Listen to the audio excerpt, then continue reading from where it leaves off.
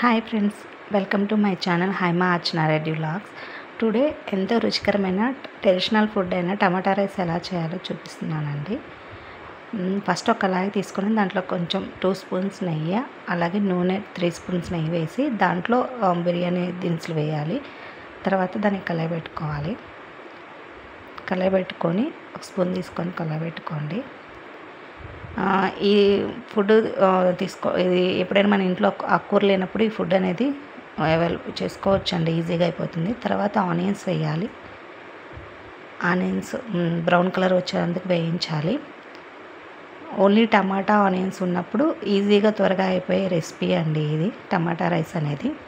కూరగాయలు లేనప్పుడు బ్యాచిలర్ కూడా బాగా త్వరగా ఈజీగా అయిపోతుంది. ఒక 15 మినిట్స్లో రైస్ అయిపోతుంది ఇదైతే. ఎవరైనా మన ఛానల్ ఫస్ట్ టైం చూస్తున్నారు, please subscribe my channel, like and share your friends also. Onions brown colour వచ్చేంత వరకు వేయించాలి. కొంచెం టైం పడుతుంది అనమాట, అంటే లో ఫ్లేమ్లో వేయిస్తున్నాను నేను. బ్రౌనిష్ కలర్ వచ్చేంత వరకు వేయించుకోవాలి.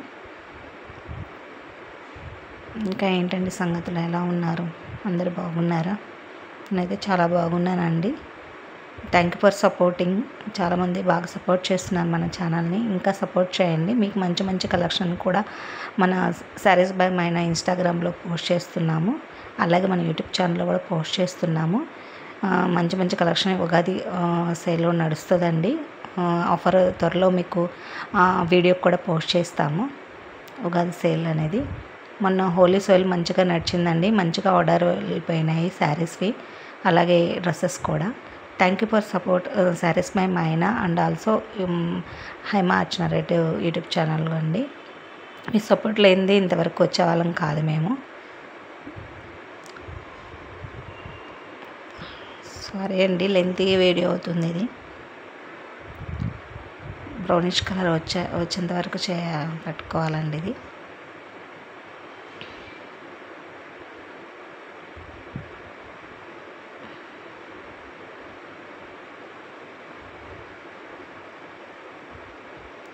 ఆనియన్స్ బ్రౌన్ కలర్ వచ్చేంత వరకు వేయించుకోవాలండి, అప్పుడు రైస్కి మంచి ఫ్లేవర్ అనేది వస్తుంది. తర్వాత టమాటా, పచ్చిమిర్చి వేసి వేయించుకోవాలి. టమాటా వేయించుకుంటే మగ్గిన తర్వాత సాల్ట్ కొంచెం, పసుపు కొంచెం, ఒక చిటికెడు పసుపు వేసుకోవాలి.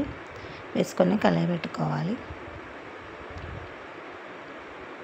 కళాయి పెట్టుకొని ఒక మీడియం ఫ్లేమ్లో ఉడికించుకోవాలి. మూత పెట్టుకొని 2 మినిట్స్ వేయించుకోవాలి.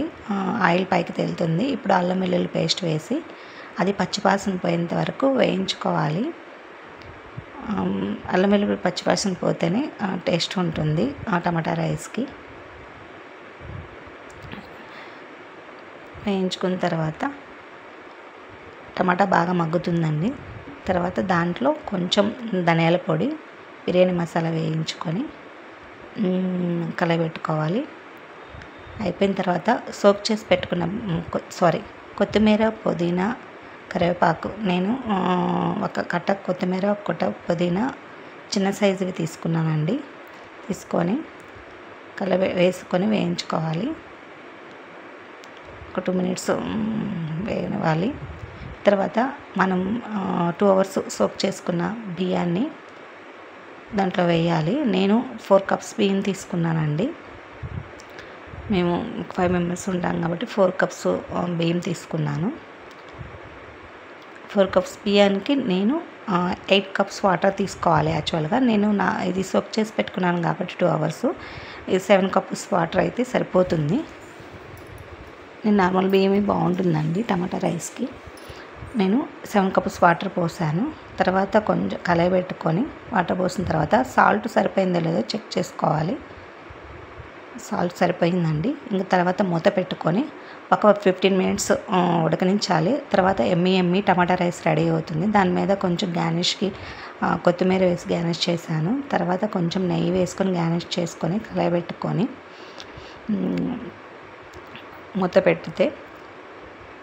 పెట్టాలి ఒక 2 మినిట్స్. తర్వాత ఎమ్మి టమాటా రైస్ రెడీ అవుతుందండి.